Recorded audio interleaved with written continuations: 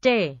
Sakramen Tobat. Cerita Malin Kundang. Dahulu kala hiduplah seorang janda miskin yang mempunyai anak yang bernama Malin Kundang. Ibu dan anak ini hidup miskin dalam sebuah pondok di luar kota. Mata pencaharian mereka hanyalah mencari kayu bakar di hutan dan menjualnya ke pasar. Walaupun hidupnya susah, ibu itu tidak mengeluh dan tidak putus asa. Ia tetap bekerja mengumpulkan dan menjual kayu bakar dengan sekuat tenaga. Hasil penjualan kayu bakar digunakannya untuk membeli makanan, pakaian, dan selebihnya ditabung untuk keperluan masa depan anaknya, Malin Kundang. Usahanya itu dijalankan dengan tekun, dari bulan ke bulan, tahun ke tahun. Pada suatu hari, Malin Kundang meminta izin kepada ibunya untuk merantau. Demi masa depannya, Ibu Malin Kundang mengizinkannya. Semua uang tabungannya diberikan kepada Malin Kundang sebagai bekal. Sang ibu berpesan kepada anaknya agar ia segera kembali, entah mendapat keberuntungan atau tidak. Sesudah berjanji kepada ibunya bahwa ia akan segera kembali, berangkatlah Malin Kundang untuk merantau. Di perantauan, sesudah mengalami berbagai kesulitan, akhirnya Malin Kundang berhasil menjadi pengusaha yang sukses. Bahkan ia berhasil menikah dengan putri seorang pedagang yang kaya raya, sehingga Malin Kundang menjadi semakin kaya. Pada suatu hari,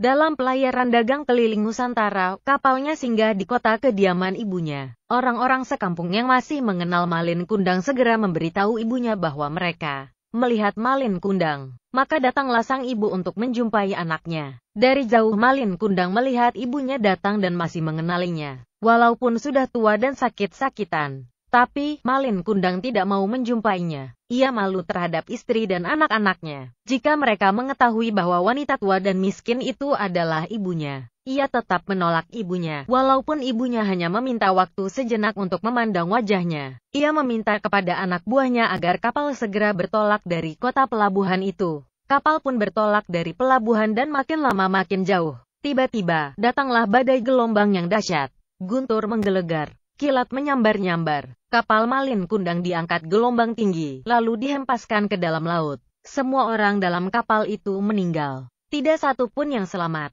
Kata orang, tempat kapal Malin Kundang tenggelam sampai sekarang masih ada, yakni berupa sebuah batu karang berbentuk kapal. Cerita ini diambil dari cerita rakyat Sumatera Barat.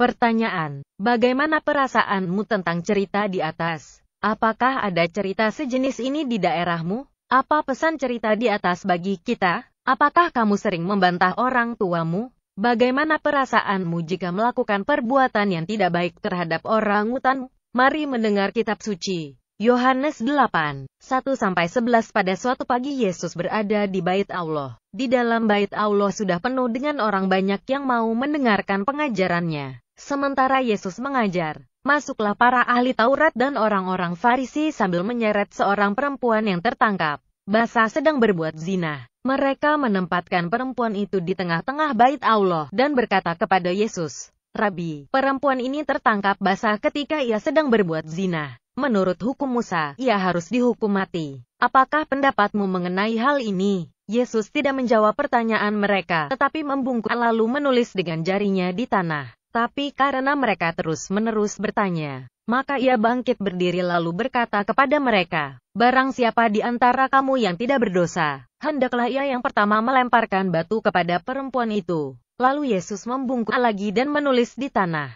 Mendengar perkataan Yesus itu, pergilah mereka satu persatu, mulai dari yang tertua. Lalu bertanyalah Yesus kepada perempuan itu, "Hai perempuan, di manakah mereka? Tidak adakah orang yang akan menghukum engkau?" Jawabnya, "Tidak ada, Tuhan." Lalu kata Yesus, "Aku pun tidak menghukum engkau. Pergilah, dan jangan berbuat dosa lagi mulai dari sekarang." Latihan soal. Siapakah ahli Taurat itu? Siapakah kamu Farisi itu? Apa maksud mereka perempuan yang berdosa kepada Yesus? Bagaimana reaksi Yesus? Mengapa orang Farisi dan ahli Taurat pergi satu persatu? Mari mendengar kitab suci. Yohanes 20, 19-23. Ketika hari sudah malam pada hari pertama minggu itu, berkumpullah murid-murid Yesus di suatu tempat dengan pintu-pintu yang terkunci karena mereka takut kepada orang-orang Yahudi. Pada waktu itu, datanglah Yesus dan berdiri di tengah-tengah mereka dan berkata, "Damai sejahtera bagi kamu."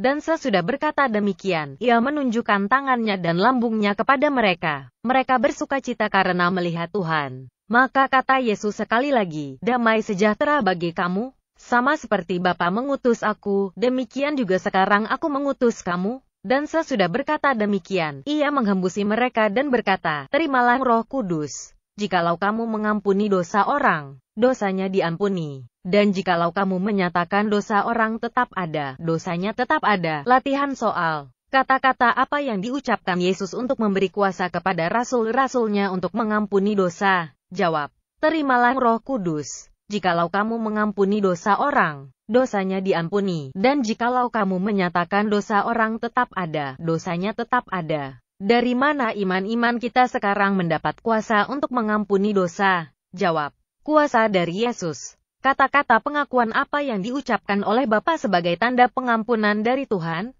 Tanda titik, tanda titik, tanda titik. Syarat apa yang dibutuhkan supaya dosa seseorang diampuni dalam sakramen tobat?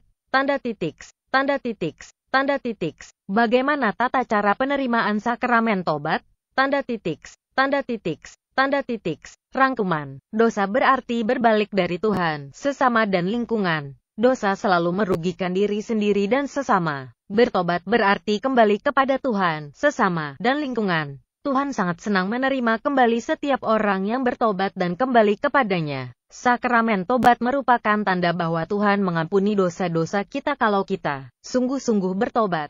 Kuasa pengampunan dosa diberikan Tuhan Yesus kepada para rasul, yang diserahkan kepada para penggantinya, yaitu kepada uskup-uskup dan imam-imam sampai sekarang. Imam memberikan pengampunan atas nama Tuhan, bukan atas namanya sendiri. Imam memberikan nasihat dan memberi denda, penitensi, atas dosa-dosa kita.